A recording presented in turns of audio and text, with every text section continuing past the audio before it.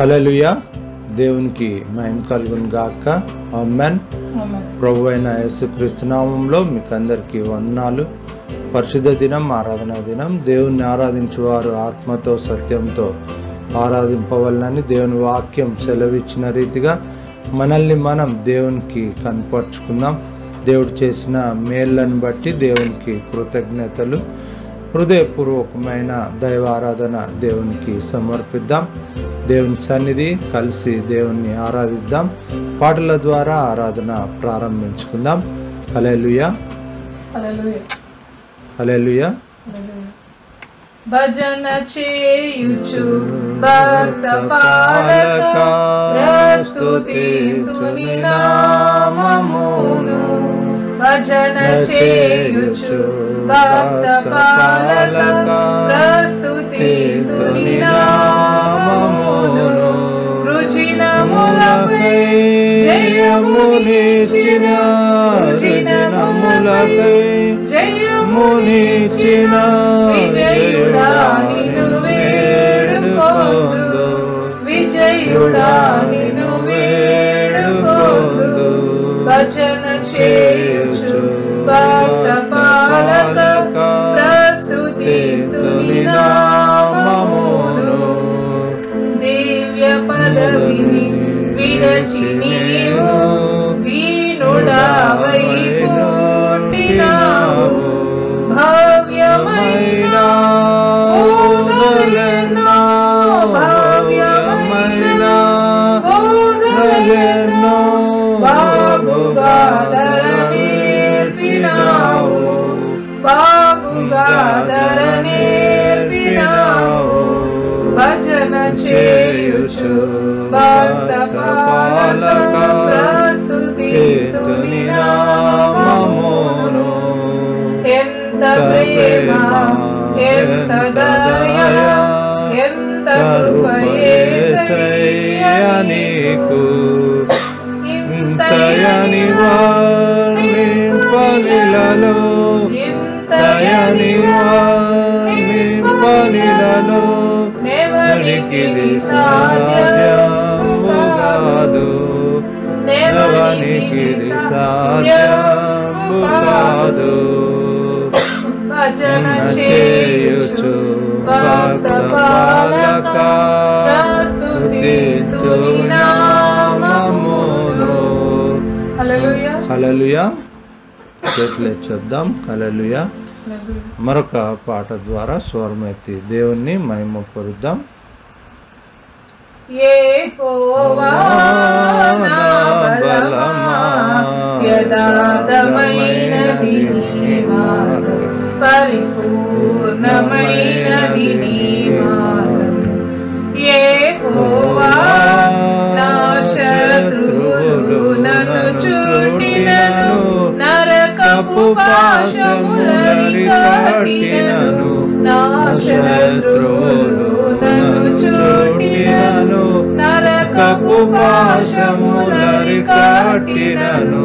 వరదవలే భక్తిహీనులు పొర్లిన, వరదవలే భక్తిహీనులు పొర్లిన. వదలక నన్ను ఎడబాయని దేవా, వదలక నన్ను ఎడబాయని దేవా.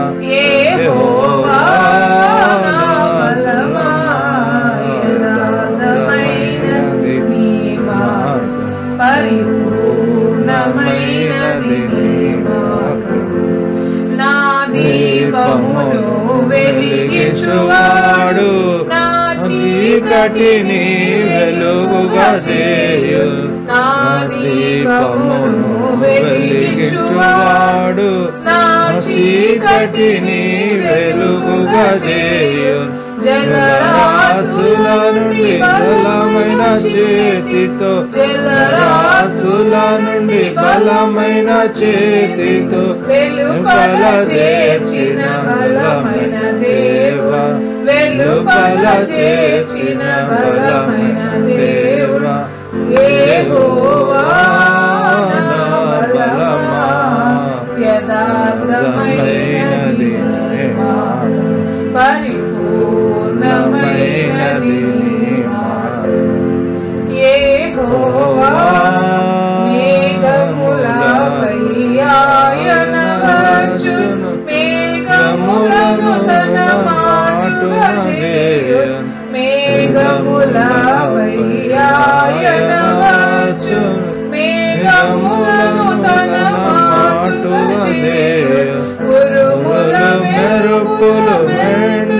చేసి ఉరుములు మెరుపులు మెండుగా చేసి అపజయమేచును అపవాదికి అపజయమేచును అపవాదికి యెహోవా నా బలమా యథార్థమైనది నీ మార్గం పరిపూర్ణమైనది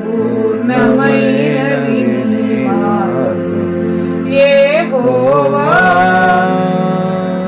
యెహోవా జీవము గల దేవా బహుగా స్తుతులకు అర్హుడ నీవే యెహోవా జీవము గల దేవా బహుగా స్తుతులకు అర్హుడ నీవు అన్యజనులలో ధన్యత చూపుచు అన్యజనులలో ధన్యత చూపుచు హల్లెలూయా స్తుతి గానము చేసెద హల్లెలూయా స్తుతి గానము చేసెద యెహోవా నా బలమా యథార్థమైనది నీ మార్గం పరిపూర్ణమైనది నీ మార్గం యెహోవా. హల్లెలూయా. దేవుడు మనతో మాట్లాడాలని ఆశపడుతున్న మాటలు పరిశుద్ధ గ్రంథం తీద్దాం. పాత నిబంధన గ్రంథం కీర్తన గ్రంథం 50వ కీర్తన మొదటి 2 వచనాలను చదువుకుందాం. కీర్తన గ్రంథం 50వ కీర్తన మొదటి 2 వచనాలు reverend G Persis Victor Pasham గారు చదివి వినిపిస్తారు. ఆ తర్వాత పల్లవి వచనము మనల్ని మనం దేవునికి కనపరుచుకునే సమయం. వాక్యము 50వ కీర్తన మొదటి 2 వచనాలు గమనిద్దాం. నేటి ధ్యానం నిమిత్తము ఏర్పాటు చేయబడిన వాక్య భాగము 50వ కీర్తన మొదటి 2 వచనాలు. The scripture portion for this hour of meditation is from Psalm 51 and 2 verses. దేవాది దేవుడైన యెహోవా ఆజ్ఞ ఇచ్చుచున్నాడు. తూర్పు దిక్కు మొదలుకొని పడమటి దిక్కు వరకు భూనివాసులను రమ్మని ఆయన పిలుచుచున్నాడు. పరిపూర్ణ సౌందర్యము గల సియోనులో నుండి దేవుడు ప్రకాశించుచున్నాడు.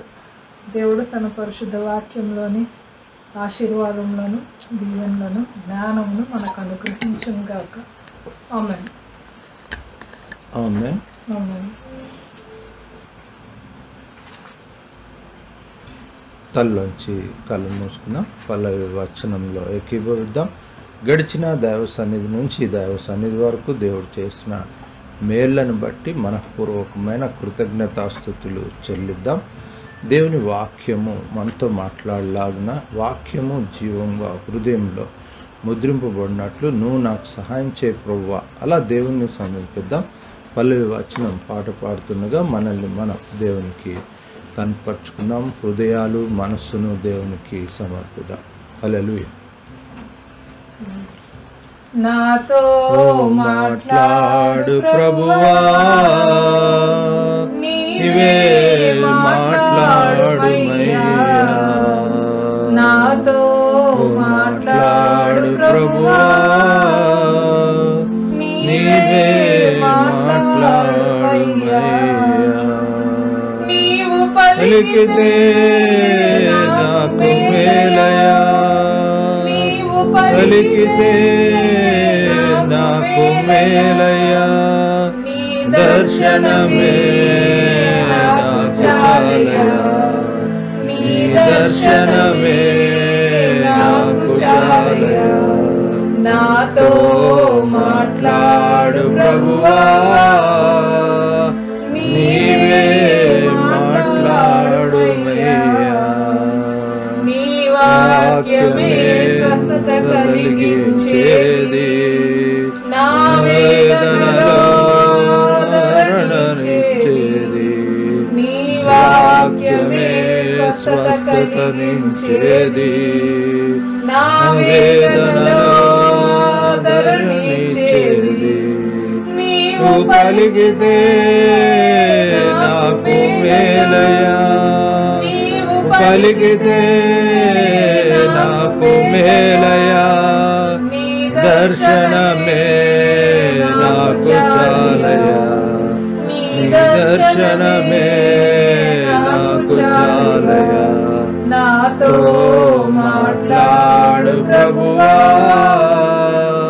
నీవే మాట్లాడుమయ్యా నీ వాక్యమే నన్ను నడిపించేది నా మార్గములో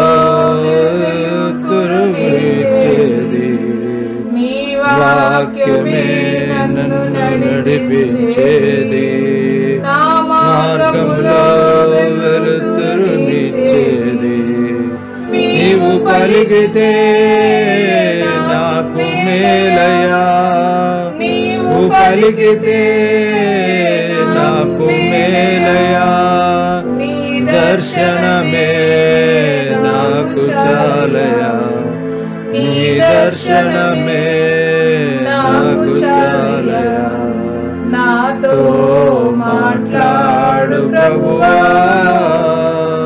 నీవే మాట్లాడుమయ్యా నాతో మాట్లాడు ప్రభువా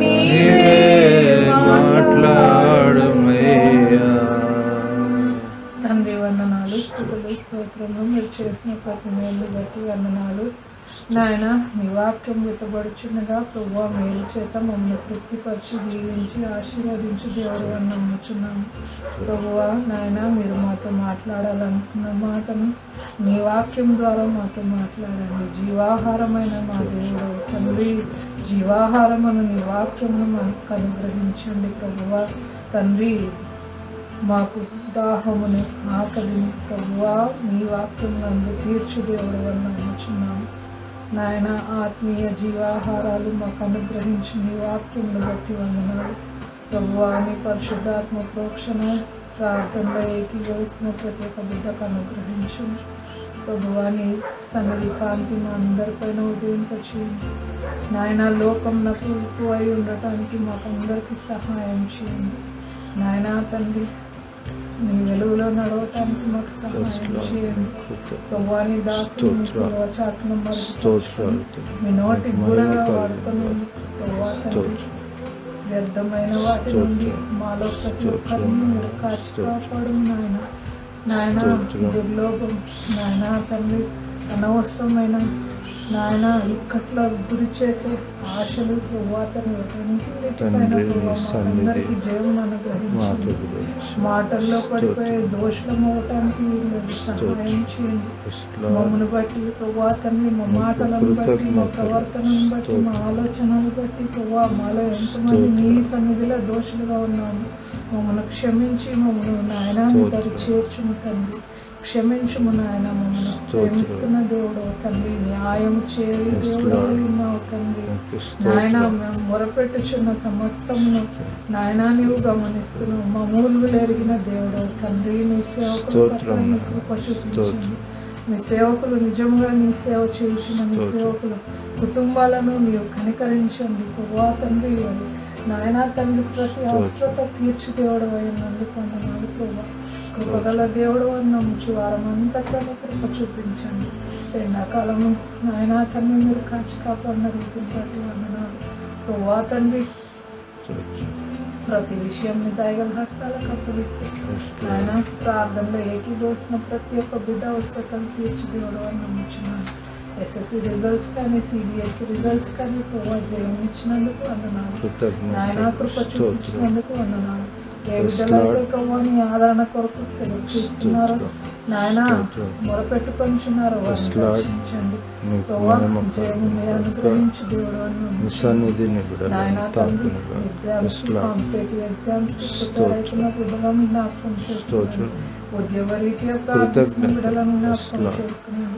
ఉద్యోగం చేసి ప్రభువా తండ్రి కష్టార్జితం నిమిత్తం మీ తట్టు తిరిగి ఎదురు చూస్తున్న వారిని జ్ఞాపకం చేసుకున్నాను నాయన నిజముగా నీ కొరకు నిజముగా నీతిగా బ్రతుకుతున్న వారిని జ్ఞాపకం చేసుకోమని కోరచ్చు యేసు నామములో ప్రార్థిస్తున్నాము తండ్రి ఆమేన్ ఆమేన్ చేతులు చెప్దాం ఆమేన్ ఆమేన్ పరిశుద్ధుడు నిత్య నివాసి హృదయాంతరంగ సింహాసనాసీనుడైన దేవుడు పరిశుద్ధుడు పరిశుద్ధుడు.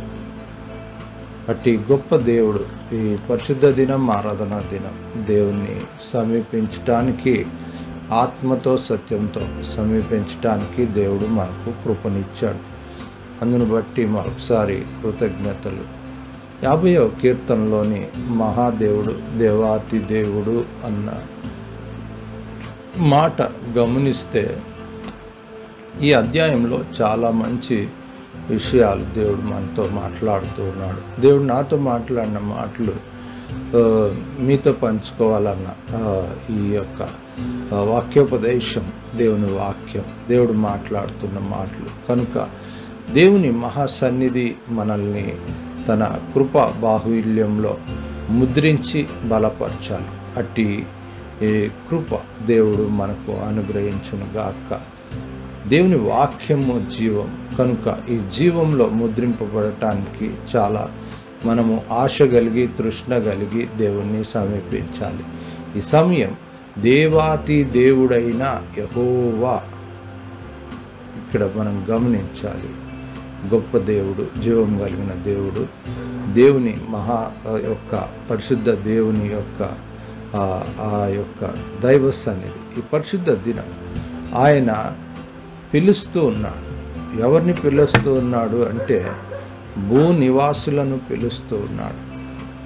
రెండవది, ఆయన ఎలా పిలుస్తూ ఉన్నాడు అన్న మాట మనము గమనిస్తే తూర్పు దిక్కు మొదలుకొని పడమటి దిక్కు వరకు భూనివాసులను పిలుస్తూ ఉన్నాడు. దేవుని మహాకృప, అది యెహోవా ఆజ్ఞ ఇచ్చుచున్నాడు అన్నాడు. ఇది ఎట్లా అంటే ఫుల్ ఇక ఎలాంటి పవర్ఫుల్ అంటే స్టేట్మెంట్. దేవుని యొక్క సన్నిధి ఎందుకు పిలుస్తూ ఉన్నాడు చాలా ప్రాముఖ్యమైనది. ఇక్కడ మనము గమనించాల్సిన ఈ అధ్యాయంలోని మాటలు చాలా ఉన్నాయి. ఏంటి అంటే దేవుడు ఒకటి, రెండవది భక్తిహీనులు అన్నది రెండవది, మూడవది ఏంటిది అంటే దేవుని శక్తి, దేవుని శక్తి అన్నది మూడవ అంశం. నాలుగో అంశం ఏంటిది అంటే అది ఏ విధంగా మనల్ని ప్రభావితం చేస్తుంది అన్నది చాలా ప్రాముఖ్యమైనది. దేవుడు ఈ అధ్యాయంలో చివరి మాటలో ఒక మాట ఏమంటున్నాడు అంటే సిద్ధపరచుకొనను. ఏం సిద్ధపరచుకున్నాడు అంటే మార్గం సిద్ధపరచుకొనను అని రాయబడింది. మనిషి తన మార్గాన్ని సిద్ధపరచుకోవాలి అంటున్నాడు.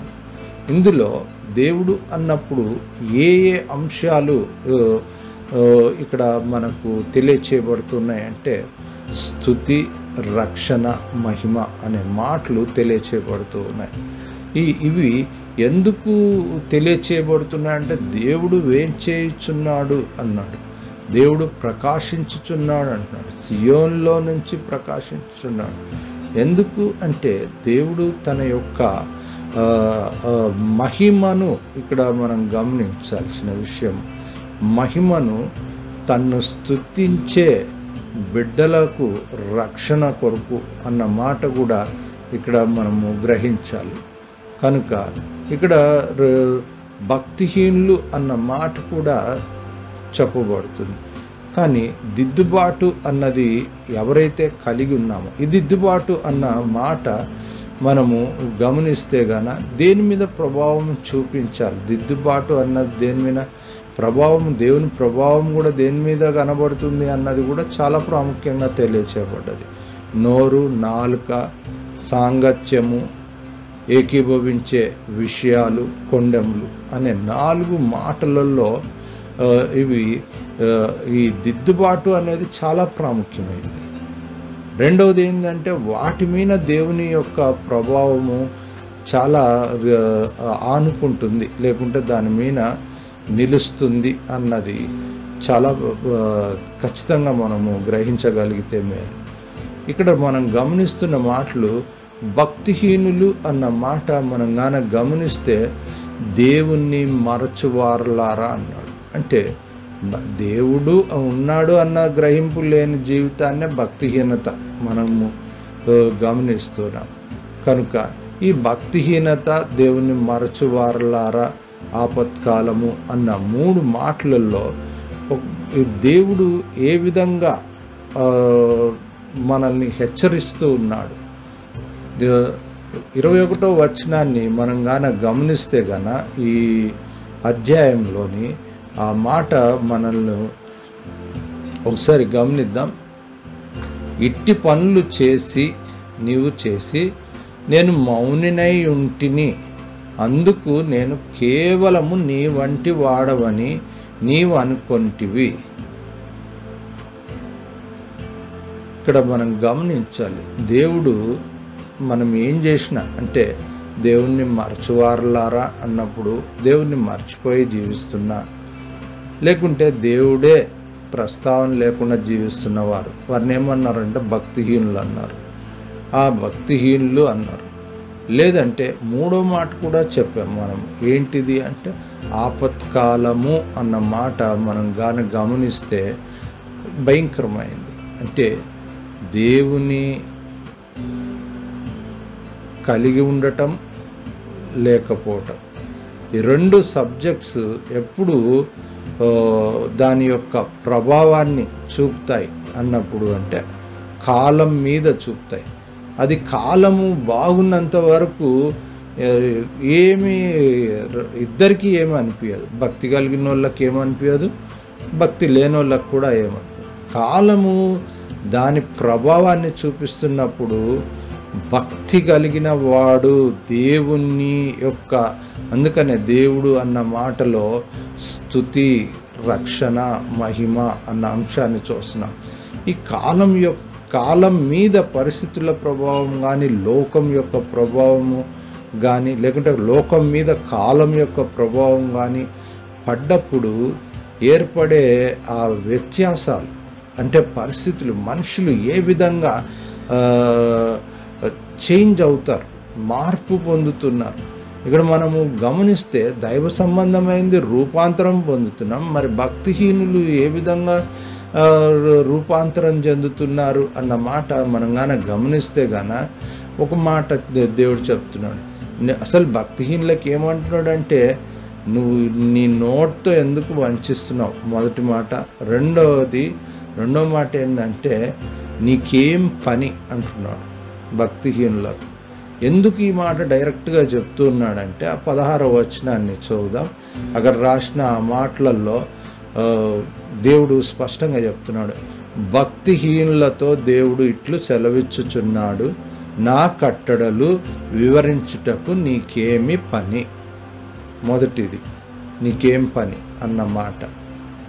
రెండో మాట ఏంటిది అంటే, నా నిబంధన నీ నోట వంచదవేమి.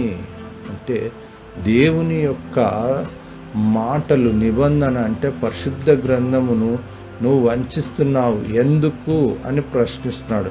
ఎవరిని ప్రశ్నిస్తున్నాడు? రక్షింపబడిన వారిని కాదు, మహిమపరుస్తున్న వారిని కాదు, స్తుతిస్తున్న వారిని కాదు, దైవ సంబంధమైన వారిని కాదు, భక్తిహీనులకు ప్రశ్న వేస్తున్నాడు. ఎందుకు అంటే ఆయన తీర్పు తీర్చబోనన్నాడు. అందుకనే అక్కడ ఒక మాట మనం గాన గమనిస్తే, బలి అర్పణ చేత నిబంధన చేసిన నా జనులు అంటున్నాడు. కనుక ఇక్కడ క్లియర్ కట్గా తెలియజేయబడుతుంది దేవుడు ఏ విధమైన నిబంధనకు సంబంధించిన ఆ విషయాలు ఇక్కడ తెలియచేస్తున్నాడు. కనుక ఈ విషయాల్లో చాలా మనము అంతరార్థాన్ని మనం గమనించాలి. అందుకనే దేవుడు ఏం చెప్తున్నాడంటే, వేంచేయుచున్నాడు దేవుడు మౌనంగా ఉండడు. కనుక అప్పుడు దేవుని యొక్క సన్నిధి భక్తి విషయంలో ఏం చెప్తుంది, భక్తిహీనత విషయంలో, భక్తి లేని వారి విషయంలో ఏం చెప్తుంది? భక్తి కలిగిన వారి విషయంలో మనం గమనిద్దాం. భక్తి లేని మనుషుల విషయంలో మనం చెప్పుకోవాల్సింది ఏం లేదు పెద్దగా. ఎందుకంటే భక్తి లేకనే వాళ్ళు ఏం చేస్తున్నారు? నిబంధనను వంచిస్తున్నారు, ఆయన యొక్క మాటలను వ్యతిరేకిస్తున్నారు. అందుకనే ఆయన కట్టడలను వివరించుటకు నీకేం పని అని గద్దిస్తున్నాడు అక్కడ మనం గమనించాలి. కానీ భక్తి కలిగిన మనుషుల యొక్క విషయాల్లో కూడా 2 మాటలు ఇక్కడ తెలియచేయబడుతున్నాయి. నేను మౌనంగా ఉండే దేవుడని కాదు. భక్తి కలిగి ఉన్న వాళ్ళల్లో ఉండాల్సింది ఏంటిది అంటే దైవ సంబంధమైనది స్తుతి యాగము మొదటిది. రెండవది ఏంటిది అంటే దేవునికి మ్రొక్కుబళ్ళు, మహోన్నతునికి మ్రొక్కుబళ్ళు చెల్లించాలి అని దేవుని వాక్యం సెలవిస్తుంది. ఈ దినం ఈ 2 ఏం తెలియచేస్తున్నాయంటే దేవుని యొక్క రక్షణ అనుభవములో పరిపూర్ణత. అందుకనే పరిపూర్ణ సౌందర్యం గల దేవుడు ప్రకాశిస్తున్నాడు. అట్టి దేవునికి దైవ సంబంధమైన కుమారులు కుమార్తెలు తన యొక్క పరిపూర్ణ ఆత్మ సౌందర్యం కలిగిన ప్రకాశమానమైన అలా ప్రకాశించాలి అన్నది, అది పరిపూర్ణత. అందుకనే దేవుడు ఏమంటున్నాడు ఇక్కడ మనము గమనించాలి. దేవుడు 2 మాటలు ఇక్కడ తెలియచేస్తున్నాడు.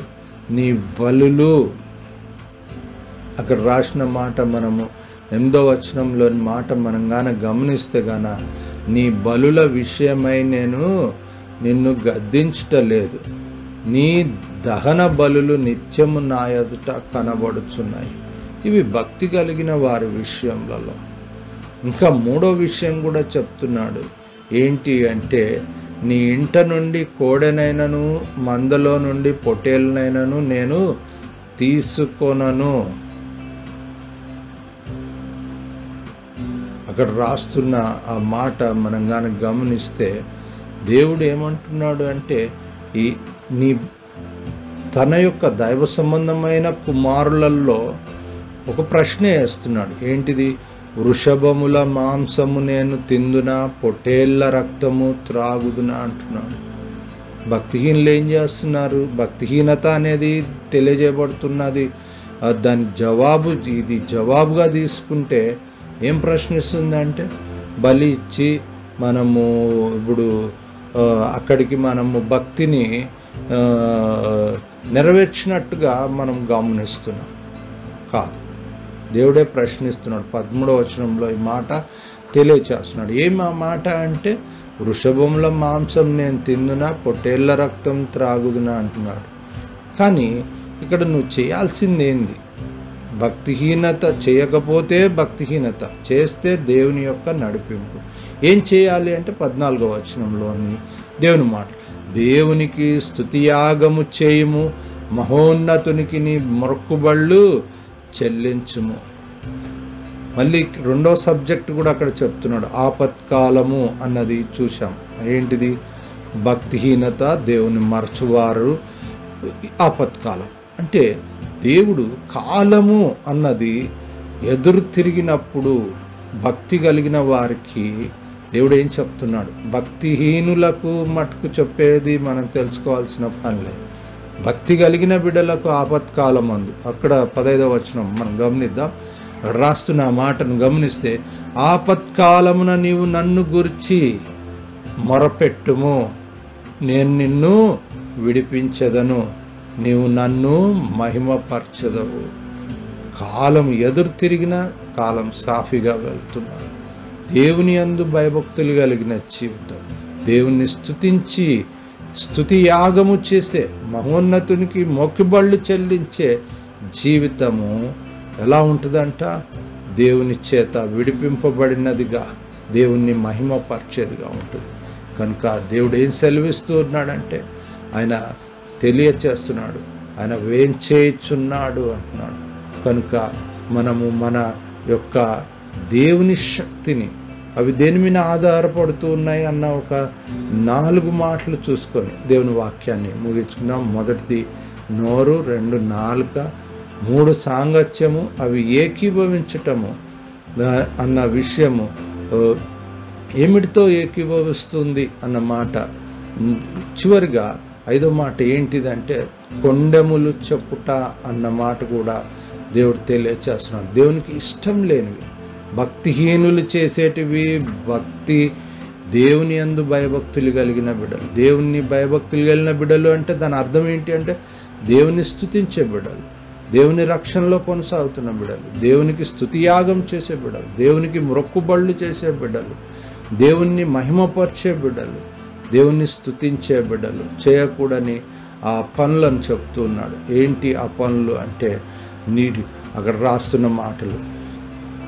నోరు అన్న మాట మనం గాన గమనిస్తే నోరు ఎలా తెరుస్తున్నారు భక్తిహీనులు అంటే కీడు చేయవల్లని నోరు తెరుస్తున్నారు.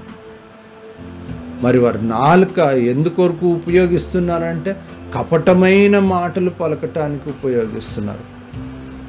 వాళ్ళు ఇక్కడ గమనిస్తే గాన ఎవరితో సాంగత్యం చేస్తున్నారంటే వ్యభిచారులతో సాంగత్యం చేస్తున్నారంట. భక్తిహీనుల గురించి చెప్తున్న మాట. రెండవది ఏంటిది అంటే వాళ్ళు ఏకీభవిస్తున్నారు అన్న మాట మనం కానీ గమనిస్తే దొంగను చూచినప్పుడు అంటే దొంగ ఏం చేస్తాడు అన్న మాట మనం కానీ గమనిస్తే కానీ దొంగలించే వారితో ఏకీభవించటం. ఏం దొంగలిస్తున్నాం మనం ఈ దినం మన జీవితాలలో? ఆధ్యాత్మిక భక్తి జీవితాన్ని మనము భయభక్తులతో నెరవేర్చాలి. ఇక్కడ ఇవి భక్తిహీనుల యొక్క లక్షణాలు, క్యారెక్టరిస్టిక్స్ అని మనం దాన్ని చెప్పుకోవాలి. రెండవది ఏంటిది? సాంగత్యం చేయొద్దు, ఏకీభవించొద్దు, నోరు కీడు చేయటానికి తెరవద్దు, నాలుక కపటమైనటివి అవి పలుకుతుంది భక్తిహీనుల నాలుక, కాబట్టి నువ్వు అలా పలకకూడదు. చివరిగా 5వ మాట ఏంటంటే కొండెములు అన్నాడు. కొండెములు అంటే గిల్లలు చెప్పటం. మనం తెలుగు భాషలో మనం కానీ గమనిస్తే కానీ అవి ఏంటివి అంటే నీ సహోదరుని మీదనే నువ్వు చెప్తున్నావు అన్నాడు. కాబట్టి 2వ మాట దాన్ని ఇంకా క్లియర్ కట్ చేశాడు. నీ తల్లి కుమారుని మీద అపనిందలు మోపుచున్నావు అంటున్నాడు. ప్రియమైన దైవజనమ, దేవుని మహిమపరిచే జీవితం, దేవునికి స్తుతియాగం చెల్లించే, దేవునికి మొక్కుబళ్ళు చెల్లించే నా మనస్సు ఈ భయంకరమైన క్యారెక్టరిస్టిక్స్ నుంచి బయటపడాలి. లేకపోతే ఆ భయంకరమైన లక్షణాలు ఉండకూడదు అని తెలియచేస్తున్నాడు. అందుకనే చివరి మాటలో సిద్ధపరచుకొంచున్నాడు, మార్గము సిద్ధపరచుకొంచున్నాడు. అందుకనే ఆ 23వ వచనం చివరి మాటలో దేవుడు మనతో మాట్లాడుతున్న మాట ఏంటి అంటే స్తుతి యాగము అర్పించువాడు నన్ను మహిమపరచుచున్నాడు, నేను వానికి దేవుని రక్షణను కనపరచున్నట్లు వాడు మార్గము సిద్ధపరచుకొనెను. హల్లెలూయా. దేవునికి మహిమ కలుగును గాక. దేవుని వాక్యం హృదయంలో ముద్రింపబడి అది జీవితంలో దేవుని కొరకు మహిమగా, దేవుని రక్షణగా, దేవునికి స్తుతి యాగము సమర్పించే రీతిగా, దేవునికి మొక్కుబళ్ళు చెల్లించే రీతిగా మనల్ని తన జ్ఞానంలో, వాక్యము హృదయంలో జీవంగా అలా ముద్రింపబడును గాక. ఆమేన్. తల్లోంచి కళ్ళు మూసుకుందాం. ముగింపు ప్రార్థన, దైవాశీర్వాదం, ప్రభు నేర్పిన ప్రార్థన, సెలవు కీర్తనతో పరిశుద్ధ దినం దైవ సన్నిధి ఆరాధన ముగించుకుందాం. ప్రార్థన చేసుకుందాం. పరిశుద్ధుడ మహోన్నతుడ, సర్వశక్తి మిక్కిలి దయ ప్రేమ గొప్ప గనికరంగల్లాయన నీ కృతజ్ఞతలు స్తోత్రాలు. నా నోటి మాటలు మా అందరి హృదయ ధ్యానము మీకు అంగీకార కృతమగును గాక. వాక్యం హృదయంలో ముద్రించి జీవితంలో నెరవేర్చి మీకు మహిమ కలుగునట్లు, వాక్యం వింటున్న బిడలకు నేను ఆ వాక్యం నెరవేర్చి నిన్ను మహిమపరిచిన బిడలకు ఆశీర్వాదం కలుగునట్లు తీర్చిదిద్దండి. నీ సన్నిధి నీ బిడలతో కూడా ఉంచండి. మాతో మాట్లాడిన మాటలను బట్టి కృతజ్ఞతలు. నా నోటి మాటలు మా అందరి హృదయ ధ్యానము మీకు అంగీకార కృతమగును గాక. నాయన తిరిగి నీ సన్నిధి ఇలాగూ సమీపించి మహిమపరచు పర్యంతం బిడల తలంపు, క్రియ, ఆలోచన, నడిపింపు, అడుగుల సమయం, తలం, క్రియ, ఆలోచన, నడిపింపు అంతట్లో మార్గం, ప్రయాణం, డ్రైవింగ్, విద్య, ఉద్యోగం, లైఫ్ సెటిల్మెంట్, చేత్మని, కష్టార్థం నైనా నూరంతులు ఫలింపచేయండి, క్షేమం దయచేయండి, అవసరతల అక్కర్లు తీర్చండి, ఇరుకులు ఇబ్బందులను తీసివేయండి, నీ బిడ్డల కన్నీళ్ళను మీరు తుడవండి. ప్రభువా మీరు నైనా వారి ప్రార్థన దాటిపోకండి, వారి కన్నీళ్ళు దాటిపోకండి. గొప్ప దేవుడు ప్రభువా, నీవే దేవుడు ప్రభువా, నీ సన్నిధి మాతో కూడా ఉంచు అన్న బిడ్డలను నైనా మీరు దర్శించండి, దీవించి ఆశీర్వదించండి. యేసు రక్తం ప్రోక్షిస్తున్నాం, దహించి అగ్ని ఆత్మ వాక్కు విడుదల చేస్తున్నాం. ప్రభువా నీ నామమును బట్టి అస్వస్థ అనారోగ్యంతో ఉంటున్న బిడ్డలను మీరు ముట్టి తాకి స్వస్థపరచండి. నైనా మీ సన్నిధి నీ బిడ్డలను నైనా సమకూడి మేలు జరిగించును గాక. నైనా నీ బిడ్డల విషయాలలో మీరు జోక్యం చేసుకోనండి. నైనా బిడ్డలు నైనా జీవితము నాయన భయభక్తులు కలిగి యెహోవాకు స్తుతి యాగమును దేవుని రక్షణను కలిగి దేవుణ్ణి మహిమపరిచి నాయన మొక్కుబళ్ళు చెల్లించే నాయన జీవితము ప్రభువా స్తుతి నాయన నీ హృదయపూర్వకమైన నాయన మనస్సును కృమ్మరించే మొక్కుబళ్ళు నాయన బిడ్డలు చెల్లించడానికి కృపను అనుగ్రహించండి. నాయన నీ సన్నిధి జీవితము అన్న నాయన మొక్కుబళ్ళు నాయన దేవునికి సమర్పించడానికి సహాయం చేయండి. తమ వంతు ఆర్థిక పరంగా నాయన మొక్కుబళ్ళు సమర్పించి ఇంకా మా పని దేవుని విషయంలో ముగించామనుకుంటున్నారు. ప్రభువా దేవునివి దేవునికి, కైసరువి కైసరుకి అన్న మాట జ్ఞాపకం చేసుకోవటానికి నీ బిడ్డలకు సహాయం దయచేయండి. దేవుని యొక్క విషయంలో దేవునివి ఆత్మ సంబంధమైనవి దేవుని కుమారులు చేయవలసినవి నాయన చేయటానికి సహాయం చేయండి. నాయన ఆలోచన చెప్పండి, జ్ఞానం బోధించండి. నాయన బుద్ధి వివేచనలు యెహోవా వశము. ఎవరికైనా కొదువగా ఉంటే వాడు నన్ను అడుగుడి, నేను వానికి ఇస్తానని సెలవిచ్చారు. నాయన బిడలు నాయన స్తుతియాగం చేసే నీకు మహిమ కలిగే రీతిగా నిన్ను స్తుతించే బిడలుగా నీ కుమార్తెలుగా తీర్చిదిద్దండి. ప్రభువా నీ సన్నిధి నీ బిడ్డలతో కూడా ఉంచండి. అలాగూ జీవితాలను కట్టండి. నాయన విద్య, ఉద్యోగం, లైఫ్ సెటిల్మెంట్ మీరు నాయన బిడ్డలకు సమకూడి మేలు జరిగించండి. నాయన నీ సన్నిధిని బిడ్డలతో కూడా ఉంచండి. చేసిన మేళ్ళన్ని బట్టి కృతజ్ఞతలు తెలియచేస్తూ యేసు నామంలో ప్రార్థన చేస్తున్నాం తండ్రి, ఆమేన్. చేతులే చెప్దాం, ఆమేన్. దైవాశీర్వాదం తండ్రి, కుమార, పరిశుద్ధాత్మ దేవుని సకల ఆశీర్వాదం, ఐశ్వర్యం, సన్నిధి, సావసం, తోడు, నీడ, కాపుదలు, యెహోవా ఉన్నతమైన దేవుని ఆశీర్వాదం సదాకాలం వాక్యం విని గ్రహించి నెరవేర్చి దేవుణ్ణి మహిమపరచు ప్రతి బిడ్డకు దేవుని ఆశీర్వాదం సదాకాలం తోడైనను గాక. ఆమేన్. చేతులే చెప్దాం, ఆమేన్. ప్రభు నేర్పిన ప్రార్థన. పరలోకమందున మా తండ్రి, నీ నామం పరిశుద్ధపరచబడును గాక, నీ రాజ్యం మాకు వచ్చును గాక, నీ చిత్తం పరలోకమందు నెరవేరినట్లు భూమి అందు నెరవేరును గాక. నేడు మాకు కావాల్సిన దినారం మా దయచేయండి. మరణస్తులను మేము క్షమించున్న ప్రకారం మరణం క్షమించు, శోధనలో తెక్కి తప్పించు. ఎందుకంటే రాజ్యం, బలం, మహిమ నిరంతరం నీవున్నావు తండ్రి, ఆమేన్. సెలవు కీర్తనతో దైవ సన్నిధి పరిశుద్ధ దినం ఆరాధన ముగించుకుందాం. ఆశీర్వాదంబుల్ మా మీద వర్షింపచేయుమిషా, ఆశతో నమ్మియున్నాము నీ సత్య వాగ్దాతము. మీద కృమ్మరించుము దేవా, క్రమ్మర ప్రేమవశంబు కృమ్మరించుము దేవా. ఆమేన్, ఆమేన్, ఆమేన్. హల్లెలూయా. దేవునికి మహిమ కలుగును గాక. ప్రభువైన యేసుక్రీస్తు నామంలో మీకందరికీ వందనాలు. తిరిగి ఇలాగూ దేవుణ్ణి సమీపించి మహిమపరచు పర్యంతం దైవ సన్నిధి ఏలును గాక, ఆశీర్వదించి వర్ధిల్ల చేయను గాక, సంరక్షించి సేవ సంఖ్యలో చేర్చి విజయాలుగా నడిపించును గాక. Amen. Reverend doctor Victor Paul సేవా పక్షంగాను, అంశదాయ్ లైవ్ పక్షంగాను మీకందరికీ శుభాభివందనాలు. హల్లెలూయా. Praise the lord.